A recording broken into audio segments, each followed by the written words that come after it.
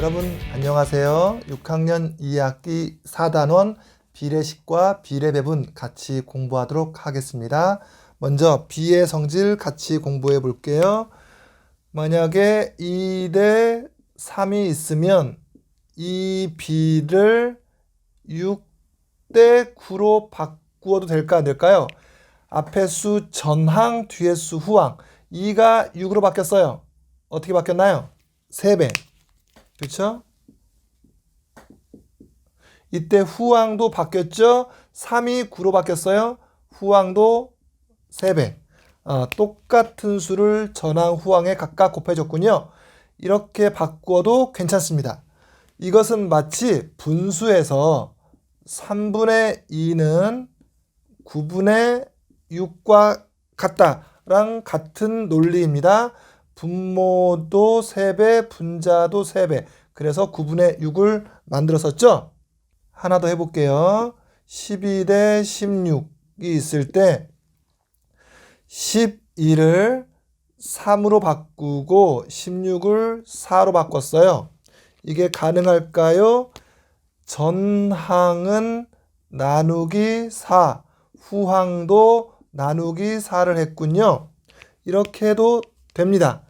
이것은 마치 분수에서 16분의 12를 4로 약분했을 때 4분의 3으로 바꿀 수 있는 것과 같은 논리입니다. 각각 분모 분자를 4로 나누어서 약분했다. 즉 여기에서 알 수 있듯이 비에서는 내가 필요하면 전항, 후항에 같은 수를 곱하거나 나누어서 같은 비를 만들 수 있다. 그렇다면 1.2 대 0.18과 같이 소수 한 자릿수, 소수 두 자릿수가 전항, 후항에 있을 때 이 관계를 좀 더 깔끔하게 간단한 자연수로 바꾸고 싶어요. 조금 전에 공부한 비의 성질을 이용하면 됩니다. 전항, 후항에 같은 수, 내가 필요한 수를 곱하거나 나누면 돼요. 자연수로 하기 위해서 소수 한 자릿수, 소수 두 자릿수니까 둘 다 똑같은 수 10배 말고 100배 해볼게요. 그렇다면 120대 18로 바뀔 거예요. 일단 자연수는 됐어요. 그런데 수가 조금 크죠? 이 수를 둘 다 줄이고 싶어요. 둘 다 공약수 6이 있군요. 6으로 나눠주면 120 나누기 6, 20대 18 나누기 6, 3, 20대 3. 이 관계를 가장 간단한 자연수의 비라고 합니다. 즉 1.2대 0.18을 20대 3까지 이렇게 바꿀 수 있어야 돼요. 이 연습을 능숙하게 해야 합니다.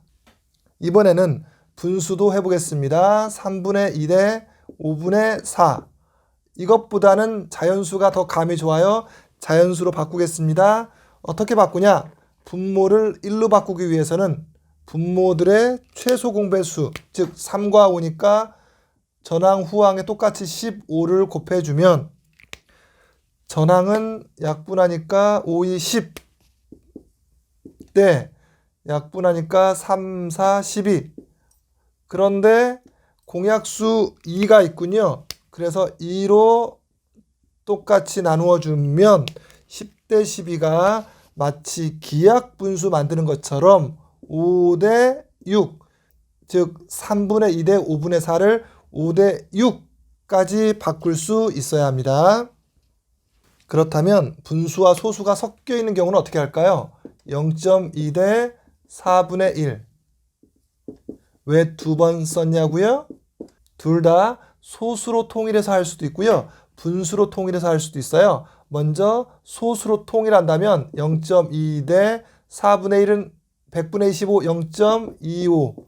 0.25는 소수 두 자릿수니까 100배 하면 20대 25, 둘 다 5로 약분하면 4대 5. 이번에 분수로 통일해서 한다면 0.2는 10분의 2 대 4분의 1. 자, 분모 10과 4를 없애기 위해서 최소 공배수 20을 곱해주면 전항은 약분해서 2는 4, 약분해서 5. 어때요? 결과가 둘 다 똑같이 4대 5가 만들어졌죠? 어느 방법을 쓰든 상관없습니다. 둘 다 능숙하게 할 수 있어야 돼요. 만약에 3대 5와 9대 15는 관계가 있나요? 전항 3배, 후항 3배. 그러면 같은 비겠군요. 이와 같이 같은 비를 같다고 연결한 이런 식을 비례식이라고 부릅니다. 비례식. 이때 이름이 있습니다. 앞에 항, 전항, 뒤에 항, 후항. 전항, 후항, 전항, 후항도 있고요. 안쪽에 있는 항을 내항, 안 내자, 바깥쪽에 있는 항을 외항, 내외 할 때 외항이라고 부릅니다. 따라서 각각 이름이 두 개씩 있어요. 전항, 외항, 후항, 내항, 전항, 내항, 후항, 외항, 이렇게 이름이 각각 두 개씩 있습니다. 자, 그러면 비례식에서 가장 중요한 성질을 같이 공부하겠습니다. 안에 있는 항, 내항, 밖에 있는 항을 외항이라 불렀는데 이 이름이 왜 생겼냐면 한번 내항끼리 곱해볼까요? 5, 9, 45. 그 다음 외항끼리도 한번 곱해볼까요? 3 곱하기 15도 45. 아하, 값이 똑같구나. 이때만 가능할까요? 항상 그럴까요? 결과적으로 말씀드리면 항상 같습니다. 이유가 있습니다.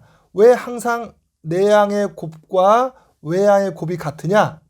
보세요. 3대 5. 하나는 작고 하나는 큰 수예요. 9대 15. 하나는 작고 하나는 큰 수예요. 따라서 내항끼리 곱하면요. 둘 중에 큰 거 하나랑 둘 중에 작은 거 하나를 곱하게 돼 있어요.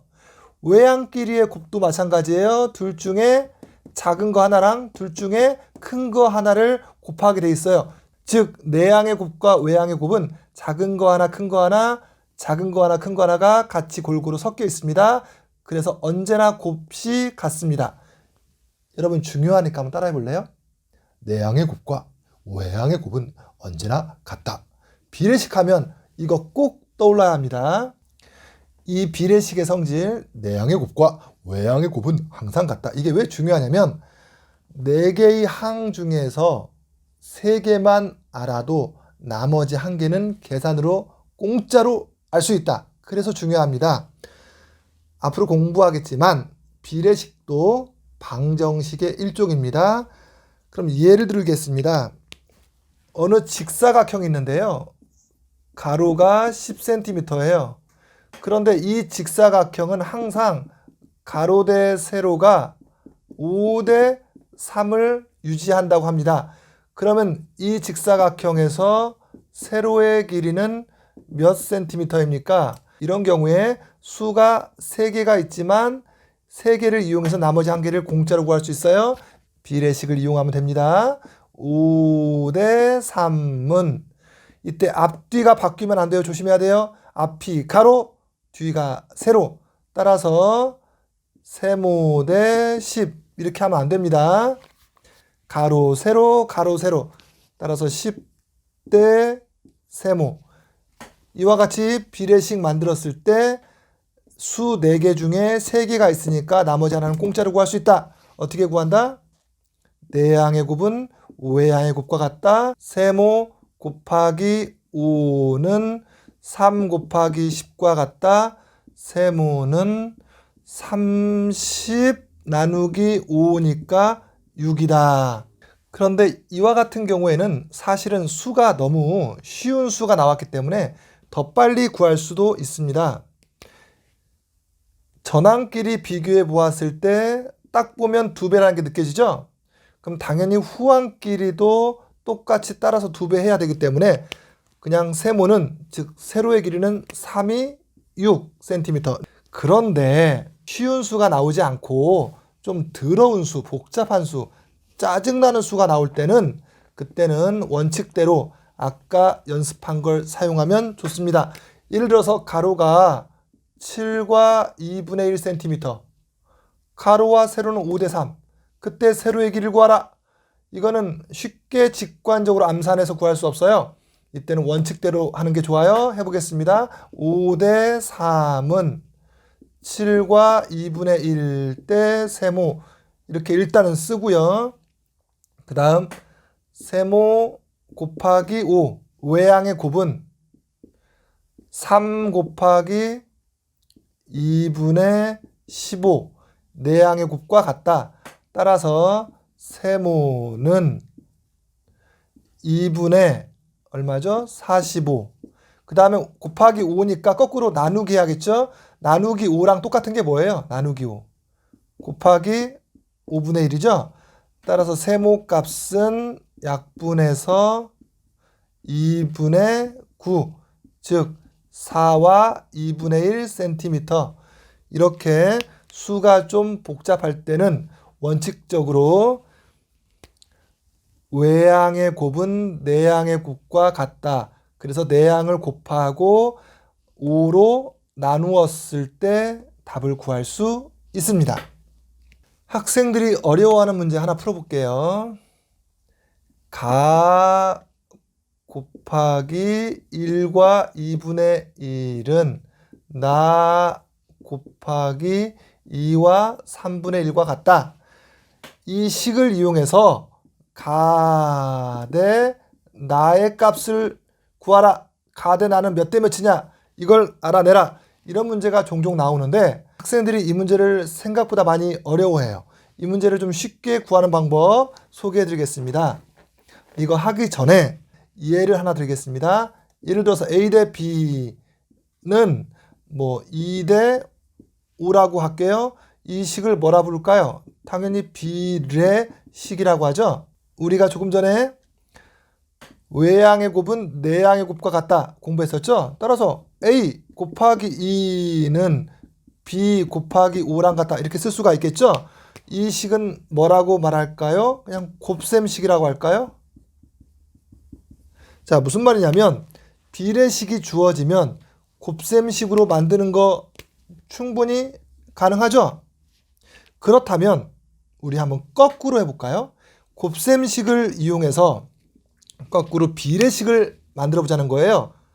즉 A 곱하기 2와 B 곱하기 5가 같다. 이걸 이용해서 A 대 B는 몇 대 몇이라고 써야 될까요? 성질 급한 학생들은 2가 앞쪽에 왔으니까 여기에 2를 쓰고 5가 뒤니까 5를 뒤에 쓰자. 즉 A 대 B는 2 대 5다. 이렇게 쓰는 학생들이 많거든요. 그냥 앞에 거 앞에, 뒤에 거 뒤에 이렇게 쓰면 안 돼요. A 곱하기가 무슨 뜻이에요? 외항의 곱이에요. 외항의 곱. 그러니까 2가 여기 오면 안 돼요. 외항으로 가야 돼요.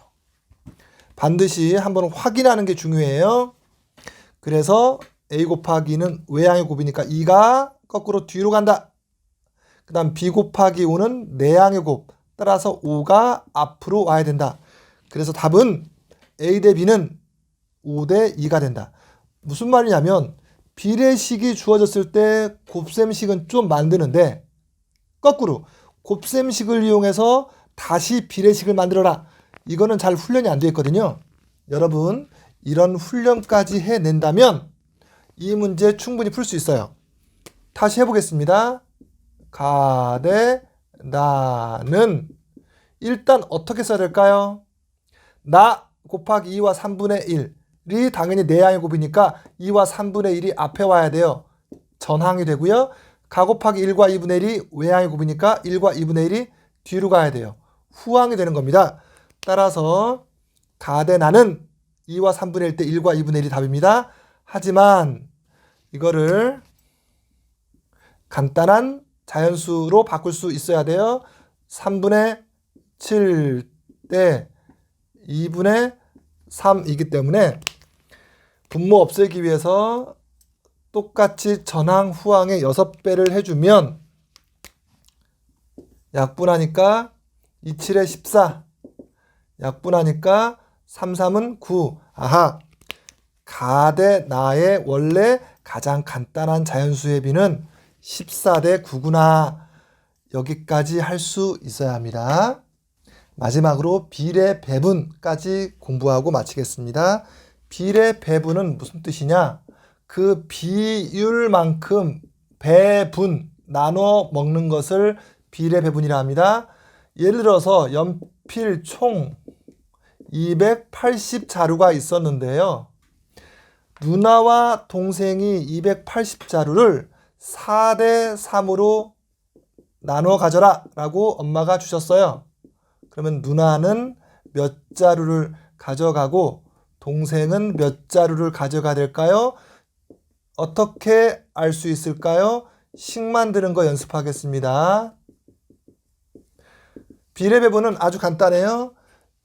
분수의 곱셈식을 얘기하는 겁니다. 일단은 전체 280에 대해서 4분의 3을 곱한다. 이렇게 하면 안 됩니다. 4분의 3이 아니고요. 누나가 4덩이, 동생이 3덩이니까 합쳐야 돼요. 전체가 7덩이에요. 전체가. 7덩이 중에서 그 중에 누나께 4덩이, 동생은 역시 전체 7덩이 중에서 동생은 3덩이.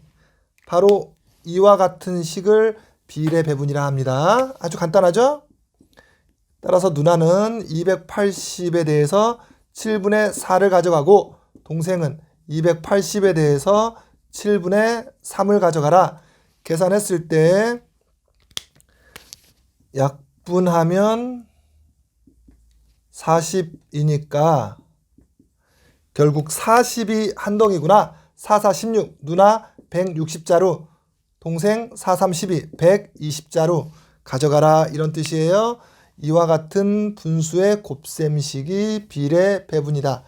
지금까지 비례식과 비례 배분을 같이 공부했습니다. 수고했어요. 안녕.